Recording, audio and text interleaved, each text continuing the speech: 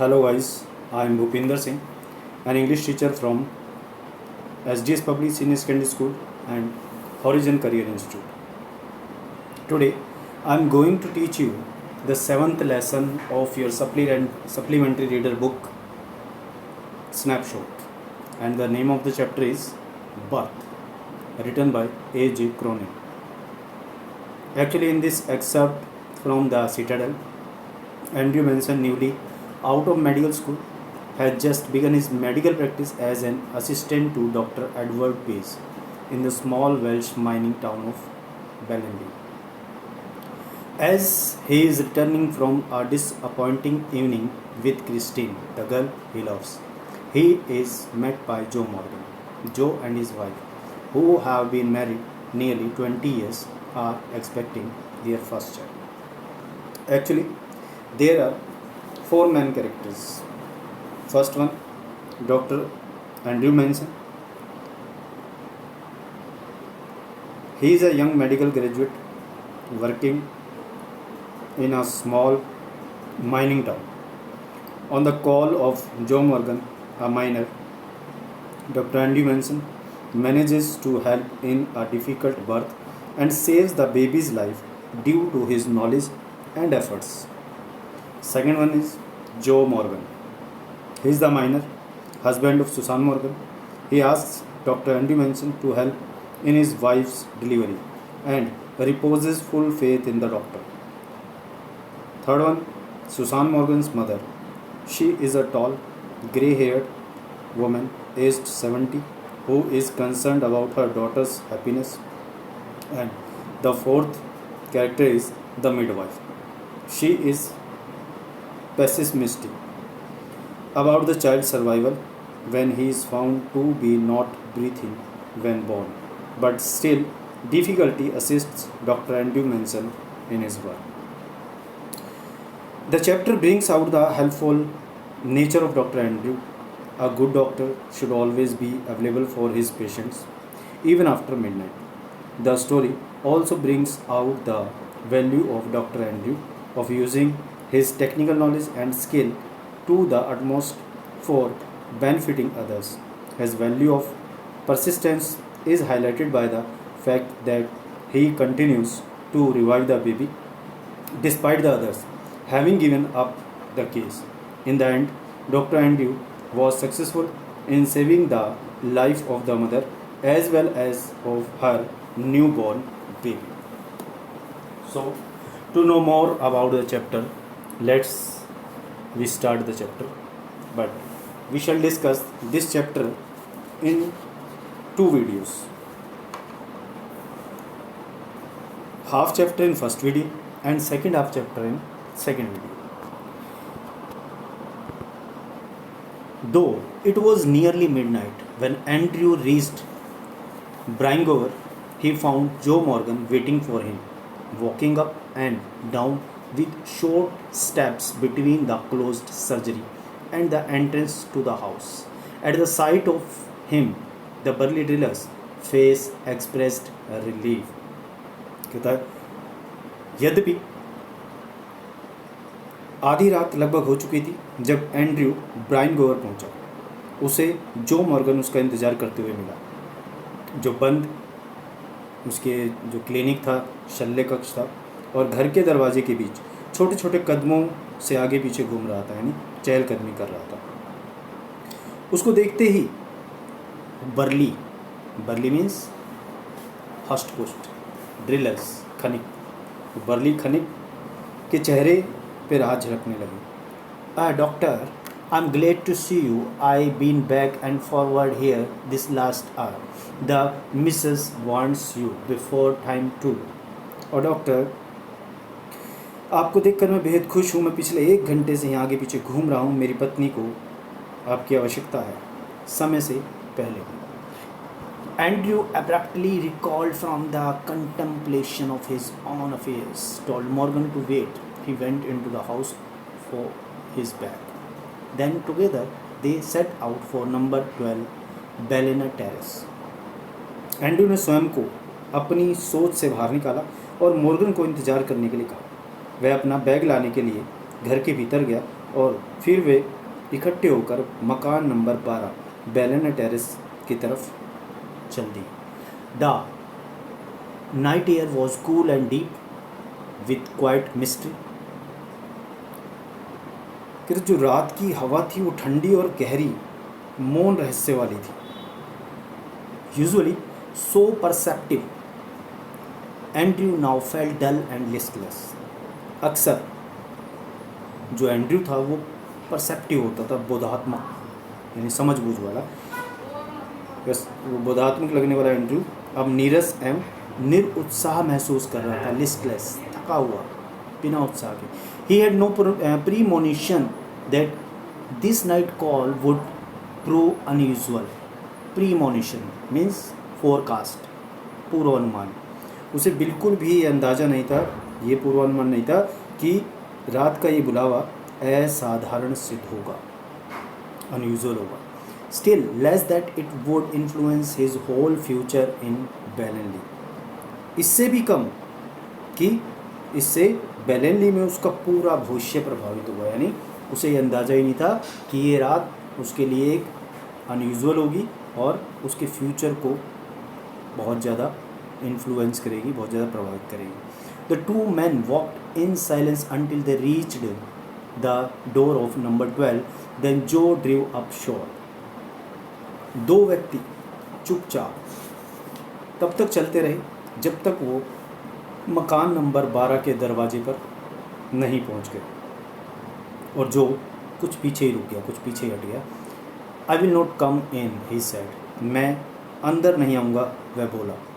And his voice showed signs of strain. और उसकी आवाज़ में तनाव के संकेत थे। But man, I know you will do well for us. परंतु मैं जानता हूँ कि भाई, मुझे पता है कि आप हमारे लिए अच्छा ही करेंगे, आप हमारे लिए लाभप्रद सिद्ध होंगे।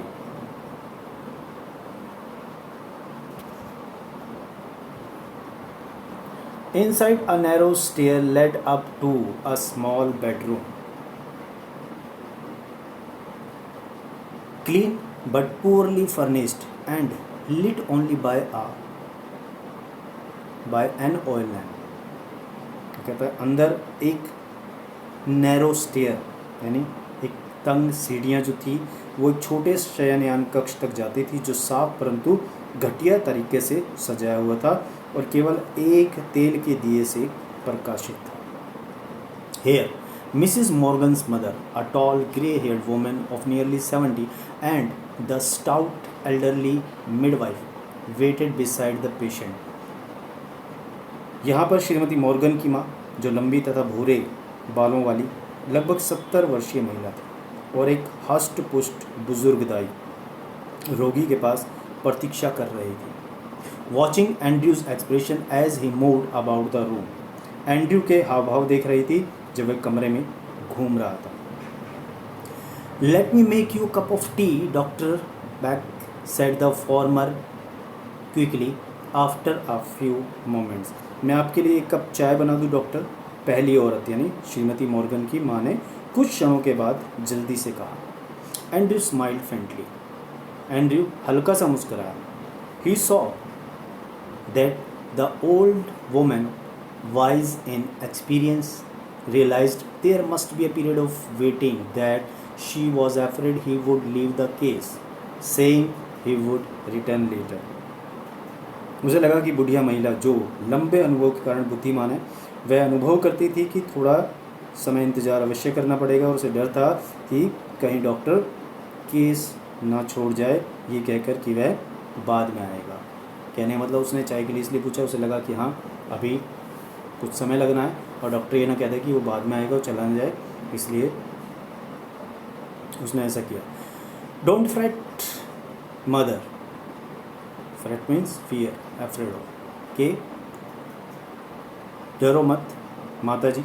आई विल नॉट रन अवे, मैं भागूंगा नहीं, मैं जाऊंगा नहीं। Down in the kitchen he drank the tea which she gave him, नीचे रसोई घर में डॉक्टर ने चाय पी जो उसने उसे दी। Over out as he was, he knew he could not snatch even an hour's sleep if he went home. अत्यधिक, over out means extreme tired, बहुत ज़्यादा थका हुआ। अत्यधिक थका तो वह था ही, पर वह जानता था कि यदि वह घर चला गया तो 1 घंटे की नींद भी नहीं ले पाएगा। He knew too that the case here would demand all his attention. A queer lethargy of spirit came upon him. वह ये भी जानता था कि इस मामले में उसके पूरे ध्यान की जरूरत पड़ेगी। एक क्वीर, स्ट्रेंज, लेथार्जी, आलस, एक विचित्र सा अजीब सा आलस उस पर छा गया। He decided to remain until everything was over. उसने निश्चय किया कि जब तक काम पूरा समाप्त नहीं होगा वह वहीं रुकेगा। An hour later, he went upstairs again. 1 घंटे के बाद वह दोबारा ऊपर गया। Noted the progress made, came down once more. उसने प्रोग्रेस को देखा, यानी क्या प्रगति हुई उसको जांचा, और फिर एक बार फिर से नीचे आ गया। Set by the kitchen fire, और रसोई की आग के पास बैठ गया। It was still except for the rustle of a cinder in the grate and the slow tick tock of the wall clock. Grate means अंगीठी, एंड रसल सरसराहट की आवाज़, सिंडर कोयले की। वो कहता अंगीठी में राख की सरसराहट और slow tick tock of the wall clock, और दीवार घड़ी की टिक टिक की धीमी आवाज़ के अलावा पूर्ण शांति थी।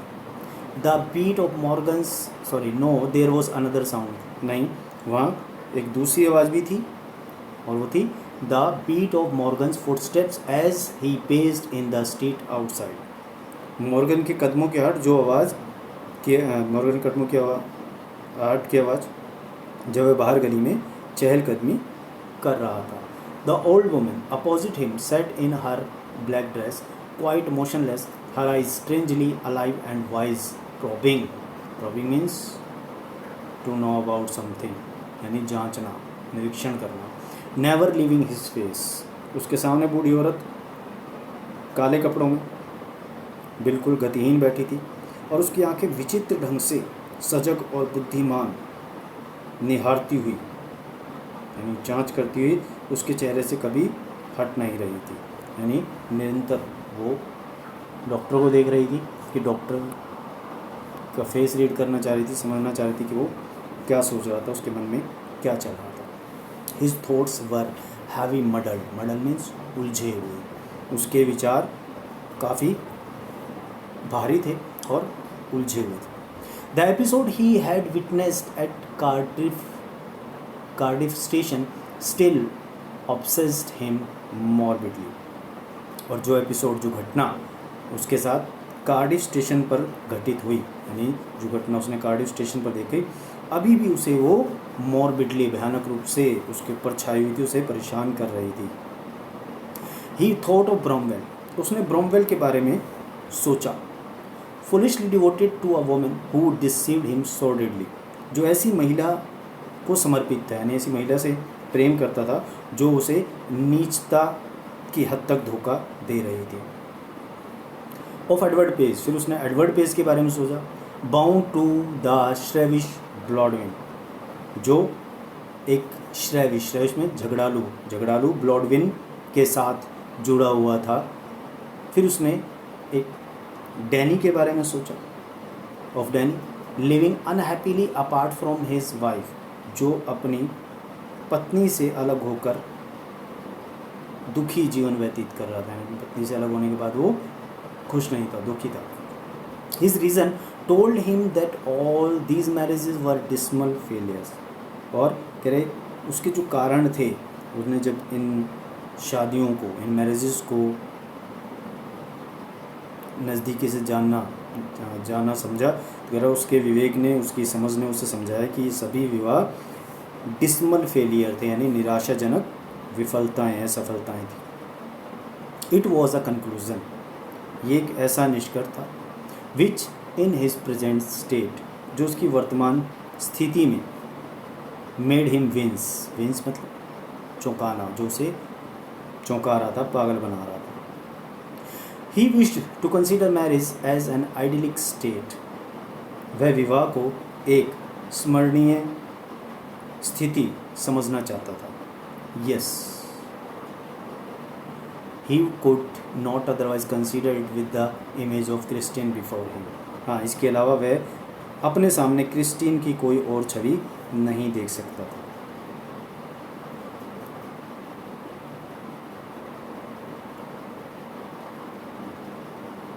Her eyes shining towards him admitted no other conclusion. उसकी तरफ चमकती हुई उसकी आंखें किसी दूसरे निष्कर्ष को स्वीकार नहीं करती थी।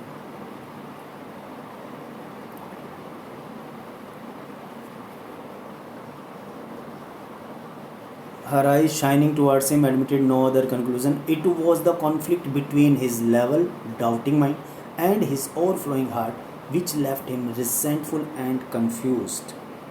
उसके अंदर एक द्वंद्व चल रहा था और उसके संदेहात्मक दिमाग ने, मस्तिष्क ने और उमड़ते हुए हृदय के बीच जिसने उसे खिन्न और भ्रमित छोड़ दिया था। कहने का मतलब उसके दिल और दिमाग में एक द्वंद्व चल रहा था। वो भ्रम में था, उसे समझ नहीं आ रहा था, कंफ्यूज था कि उसे क्या करना चाहिए, क्या नहीं करना चाहिए। He let his chin sink upon his chest. उसने अपनी थोड़ी को अपनी छाती के ऊपर टिका दिया। Stretched out his legs, अपनी टांगें फैला दी।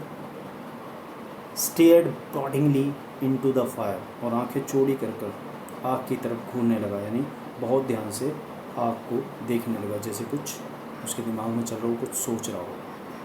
He remained like this so long, और काफ़ी देर तक वो ऐसे ही रहा। And his thoughts were so filled with Christine, और उसके विचार क्रिस्टीन से भरे हुए थे, यानी क्रिस्टीन उसके ऊपर बुरी तरह से छाई हुई थी। That he started when the old woman opposite suddenly addressed him, कि जब उसके सामने वाली वृद्ध महिला ने उसे अचानक संबोधित किया।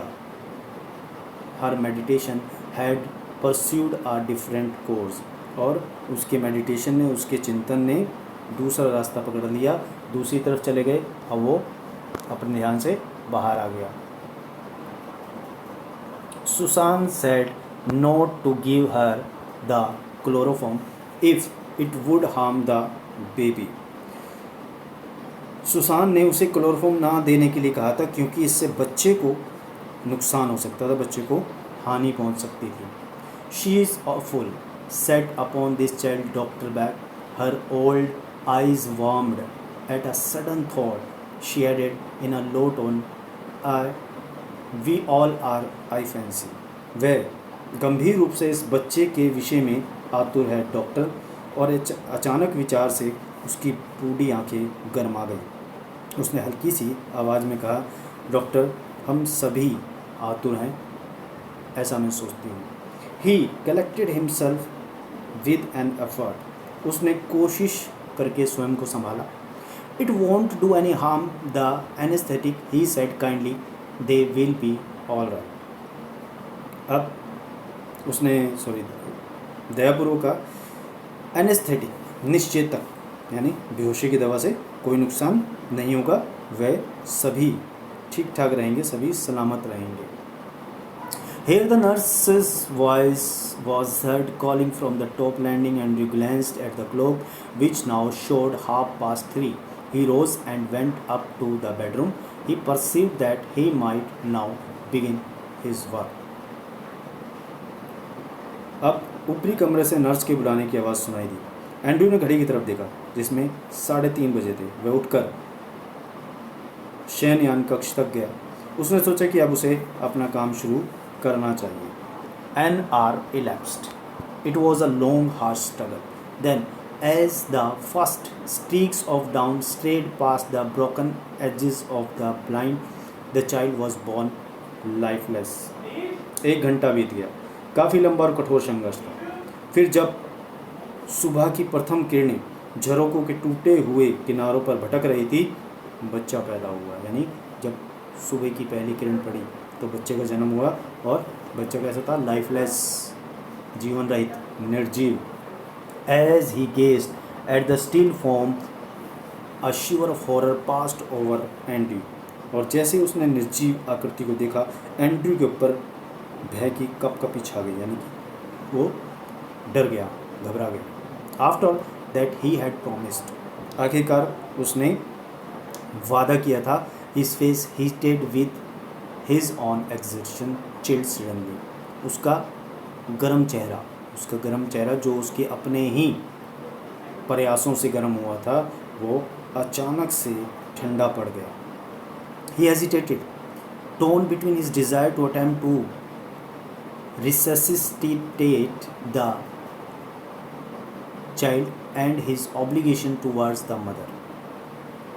वो भटके रह गया, यानी दुविधा में, धर्म संकट में था कि एक तरफ शिशु को बचाने की प्रयत्न की इच्छा और दूसरी तरफ महिला के प्रति उसका कर्तव्य.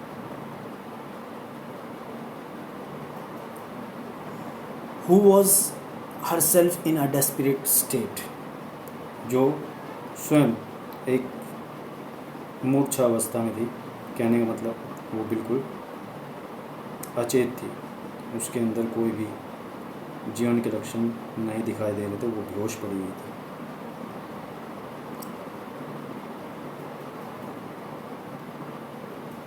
The dilemma was so urgent he did not solve it consciously. और कहता है ये द्वंद्व, ये धर्म संकट इतना अर्जेंट था, तत्कालिक था कि सचेत अवस्था में वैसे हल नहीं कर सकता था. Blindly, instinctively, he gave the child to the nurse and turned his attention to Susan Morgan, who now lay collapsed. अंधाधुंध सहज भाव से उसने बच्चे को नर्स को थमा दिया और अपना ध्यान सुसान मॉर्गन पर केंद्रित किया, जो अब बेहोश पड़ी हुई थी, ऑलमोस्ट पल्सलेस, नब्ज रहित, and not yet out of the ether upon her side. उसकी नब्ज नहीं चल रही थी और एक ही करवट लेकर लेटी हुई थी और अभी तक ईथर के असर से बाहर नहीं आई थी, यानी अभी भी वो बेहोश थी, नशे में थी. जो उसको एनेस्थेटिक दिया गया था उसका असर अभी उस पर था. His haste was desperate, a frantic race against her ebbing strength. उसकी जल्दबाजी बहुत पुरजोर थी, यानी उसने पूरा अपना जोर लगा रखा था. उस घटती हुई शक्ति के विरुद्ध प्रचंड संघर्ष चल रहा था. It took him only an instant to smash a glass ample and inject the medicine. शीशे की तुम्बिका को, यानी जो इंजेक्शन की जो शीशी होती है, आप लोगों ने देखा होगा, ऊपर से वो बिल्कुल पतली सी होती है, उसको ऊपर से तोड़ा जाता है. उसने उसको तोड़ा और दवाई को इंजेक्शन में भरा, और जैसे उसने दवाई को इंजेक्शन भरा and inject the medicine, then he flung down the hypodermic syringe and worked unsparingly to restore the flaccid women. और उसे क्षण भर ही लगा, फिर उसने चमड़ी में लगाई जाने वाली सुई नीचे गिराई और शिथिल महिला की ताकत लुटाने में जुट गया.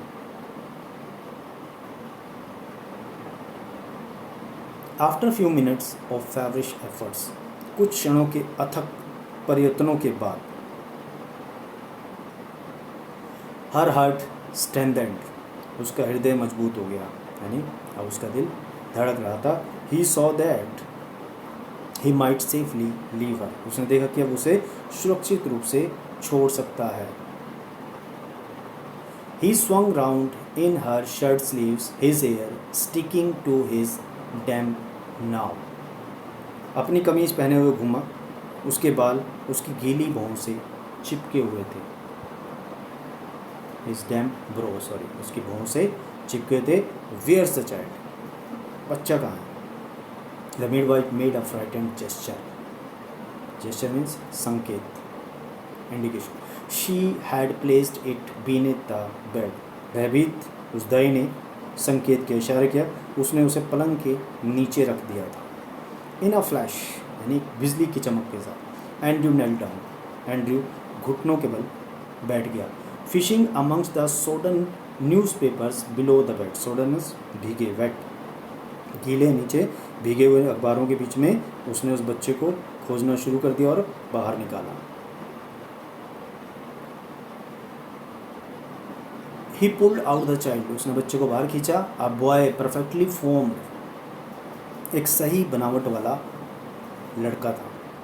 The limp warm body was white and soft as tallow, और कह रहे उसके अंग बिना हड्डी के ढीले ढाले दिखाई दे रहे थे और वो इतने सॉफ्ट थे जैसे कि टेलो, टेलो बोलते हैं चर्बी को। A hard fat of animals melted and used to make soap candles etcetera, जो जानवरों की चर्बी होती है बिल्कुल हाथ में लेते ही फूल जाया करती, उसे बोलते हैं टेलो।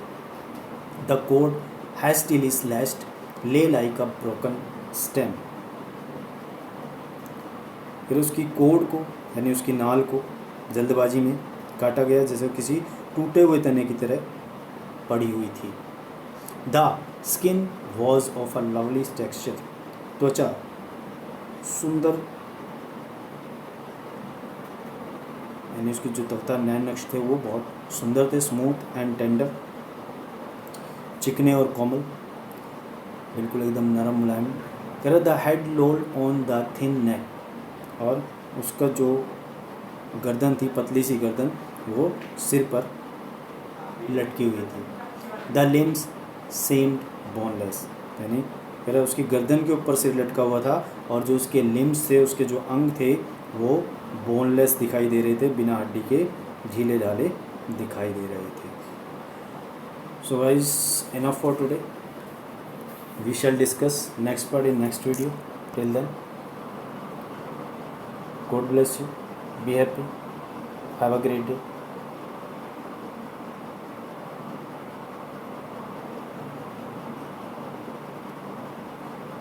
Thank you.